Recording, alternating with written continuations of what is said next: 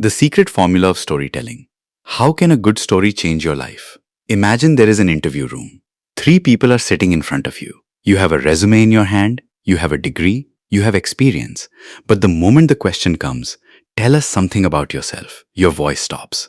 Another person enters the same room. Maybe he has fewer marks than you, less experience than you, but he tells a small incident from his life in such a way that the people sitting in front of him do not just listen to him, they start feeling him.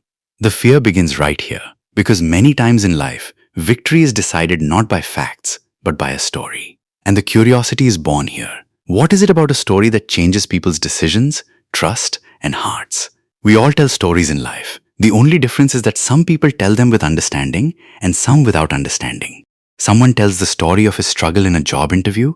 Someone tells the journey of his product in a client meeting. Someone opens his heart to a friend and explains himself. And someone stands on a stage and compels thousands of people to accept his point. A story is not just entertainment.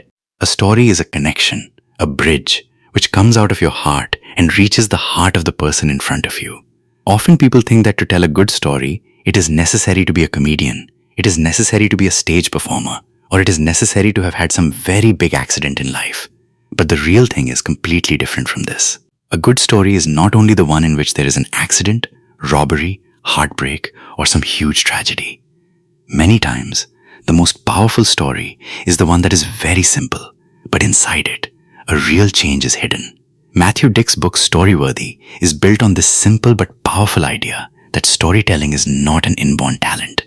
It can be learned. Just as a person learns to write, learns to speak, learns business, in the same way, storytelling can also be learned.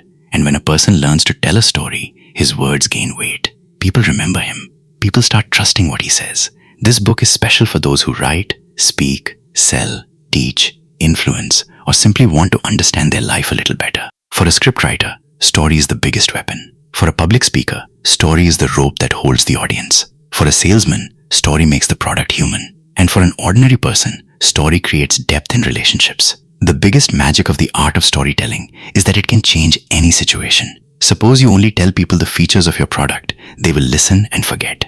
But if you tell how one customer's problem was solved through this product, the same point stays in memory. If you only tell your achievements about your career, the person in front of you will compare. But if you tell that at one time, you were very confused, and then how you changed yourself, the person in front of you will connect. This is where the real question begins.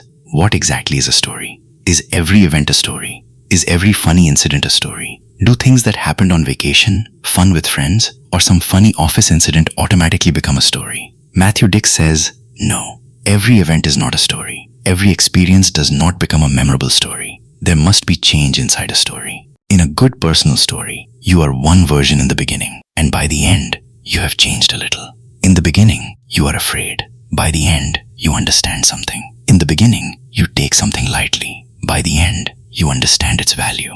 In the beginning, you misunderstand a person. By the end, you find yourself wrong. This change is what makes a story a story. If there is no change in a story, then it is just an event. For example, you tell a friend that you went on vacation. The hotel was good, the food was good, the beach was beautiful, and then you came back. This may sound good, but it is not necessary that it will be remembered. Because your thinking did not change in it, your heart did not change, your perspective did not change. But if on that same vacation, you saw your father becoming weak for the first time, or felt your child moving away from you for the first time, then that same trip can become a story. The center of a story is always a human being, not the place, not the event, not money, not tragedy, but the human being. And the most powerful story is created when it is personal. Telling a personal story is not easy, because in it, you have to open yourself up. You have to stop trying to look perfect. You have to tell the person in front of you that you also get scared. You also make mistakes. You also become weak.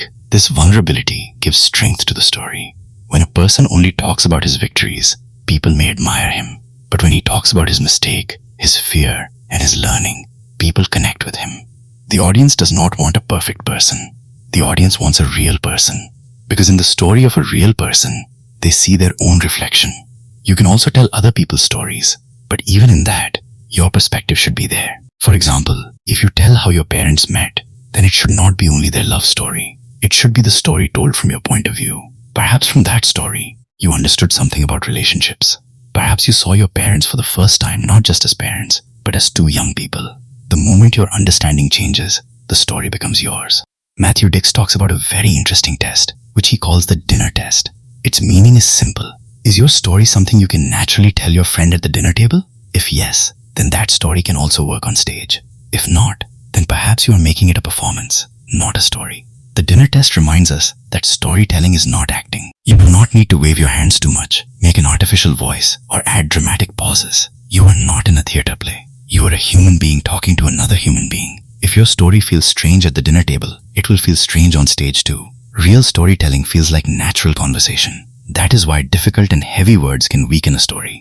If you try to make every sentence poetic, the story will start feeling artificial. People do not speak like this in normal life. A friend will not say to you, "I was lost in a night like a soft pillow of purple flowers." He will simply say, "That night, for the first time, I felt that I was not alone." Simple words have more impact because they go straight to the heart. The beginning of the story should also be natural. Many people think that a story should start with a dialogue or a sound effect so that attention is grabbed. But this method does not work everywhere. If a friend suddenly starts acting like someone else, you will first become confused. So the beginning of a story should be like you are truly going to tell someone something.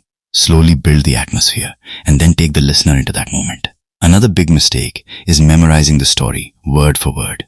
When you speak by memorizing the story, it loses life. There is fear in your voice that you might forget the words. But when you understand the emotion of the story, know its beginning, middle, and end, then you can tell it naturally. The audience does not want perfect delivery. The audience wants honest delivery. Now the question comes, where do we find stories? Many people feel that nothing special has ever happened in their life. They do not have any accident story, any jail story, any big adventure story. But this is the biggest secret of storytelling. The best stories are often hidden in our daily life. They are not found in big accidents, but in small moments. Matthew Dix himself has had many extraordinary experiences in life. But his biggest learning is that people are always touched most by the stories they can relate to. If you say that you were robbed at gunpoint, people will be shocked.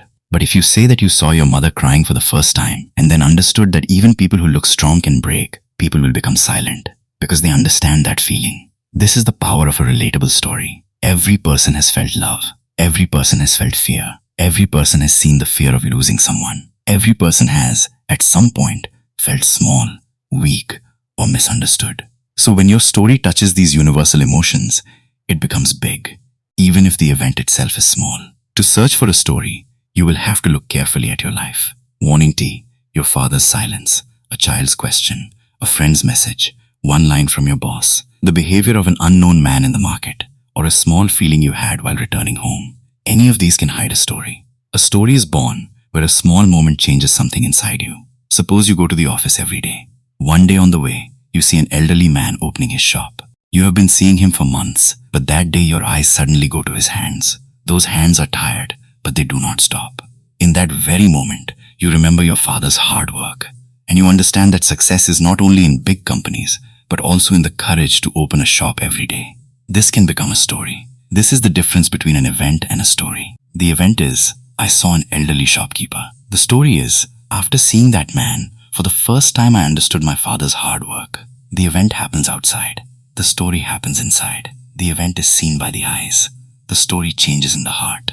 For a good story, it is not necessary that you come out as the hero. Many times, the powerful story is the one in which you are proved wrong. You thought you were very intelligent, but a child taught you something. You thought money was the most important thing, but illness showed you the value of relationships. You thought speaking was strength, but someone's silence taught you how to listen. The real purpose of storytelling is not just to impress the audience. Its purpose is to make the audience feel something. If people only say after hearing your story, "Wow, amazing," then the effect is half. But if they become silent, start thinking about themselves, or remember what you said, then your story has worked. That is why honesty is the most important thing in a story. Adding lies to make a story bigger is dangerous. You can attract attention with exaggeration, but you can lose trust. And in storytelling, trust is the most valuable thing. Only when the listener feels that you are speaking, the truth does, he enter into your words. To become a good storyteller, you first have to become a good observer. You have to stop considering your life normal. The moments you leave behind, thinking they are ordinary, may be your biggest stories. A small apology, an incomplete phone call, a wrong decision, an old photo, one line said by a teacher. These are all raw materials lying in your memory. The most beautiful thing here is that storytelling is not just a way to change others. It is also a way to understand yourself.